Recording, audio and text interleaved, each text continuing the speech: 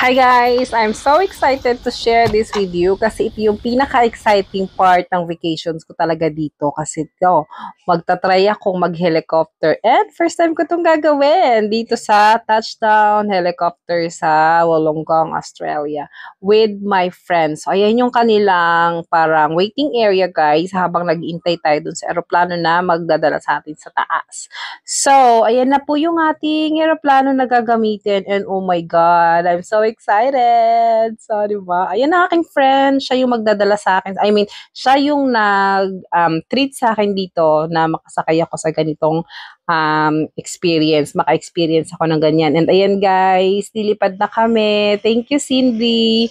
So, I think dito guys is parang 250 Australian dollar para sa parang 30 minutes or $500 para sa 30 minutes kang ililipad ng helicopter doon sa taas. O, ayan na guys, abangan nyo, tataas na tayo. Oh my gosh!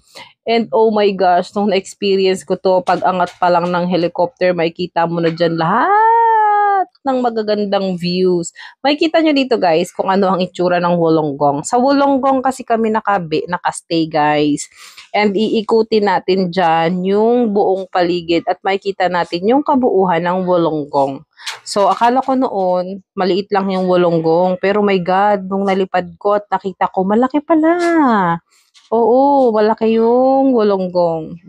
At napakaganda, napakarami nilang beaches. Dito makikita natin kung ilang beaches yung meron sila at kung gaano kaganda ang kanilang mga beaches. Talagang iikutin natin yan guys. Akala ko nga sabi ko, nasa Australia pa ba tayo? Akala ko nasa New Zealand na ako.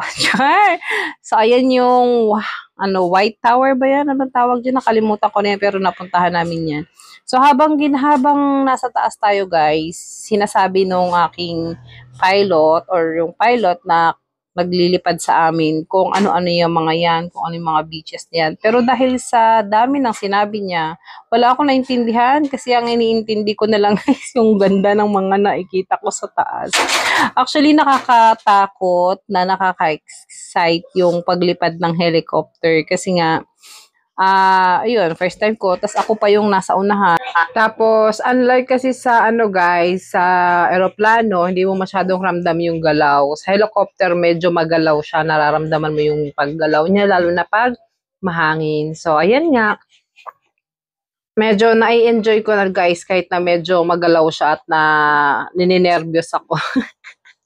Medyo na-enjoy ko na yung kanyang kasi napakaganda naman talaga ng view. And as you can see guys, sobrang linis ng kanilang dagat. Oh.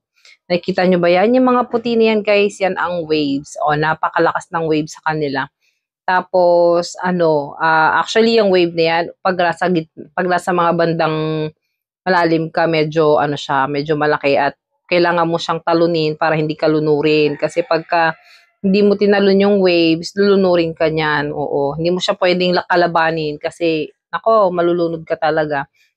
Tapos, ayan na yung mga nakikita nyo guys. Yan na yung mga kabuuhan ng Wollongong. And then, may mga makikita kayo dyan yung parang may mga pool, ganyan. Mga beaches nila yon.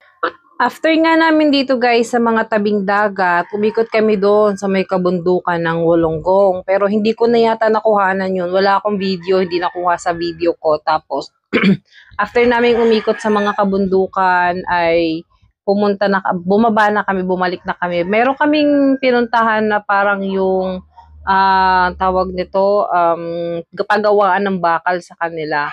Ang kagandahan talaga dito sa kanila guys, lahat naka-organize and lahat malinis, lahat ng locations ng pagawaan nila.